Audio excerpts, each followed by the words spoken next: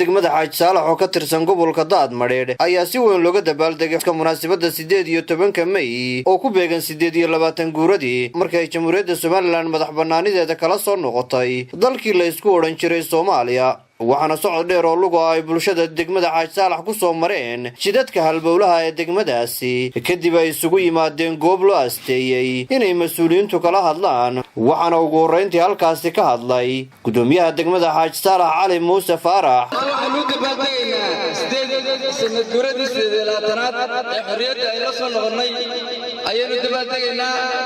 waxa u dhintay kumaanku qof oo ilaa tusayl ilaa iyo tulaasaan inta ugu sheeyso degan baa u dhintay ilaahay waxaanu baryeynaa in xariis ka waraabiyo.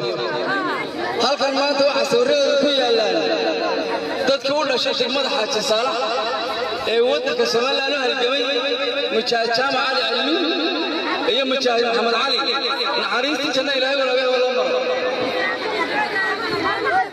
waxay ku sintayiin ragii u saagalay dalka in la xuso iyo in loo duceeyaba way mudan yihiin faataxadana Allah baraale Xaaj Saalax naxariisna ilaahay geliyo.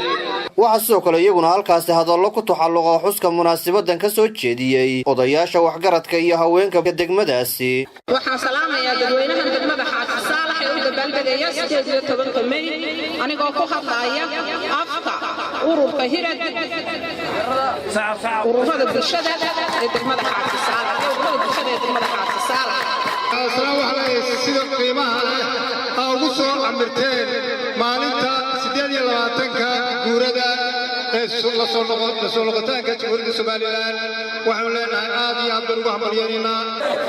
waxaan halkan ka salaamayaa ummadda reer Xaaj Saalax waxaan idin leeyahay xafladan maanta aynu isugu nimid oo ah 18 May oo ah ku aastaysan maalinta Soomaaliland u leedahay goonida oo ah 8 ugu dambeyntiina waxaa halkaasi shahaado sharaf lagu guddoonsiiyey taliyaha booliska degmada Xaaj Saalax kaasi oo ay sheegeen inuu ku mutaystay ilaalinta amniga.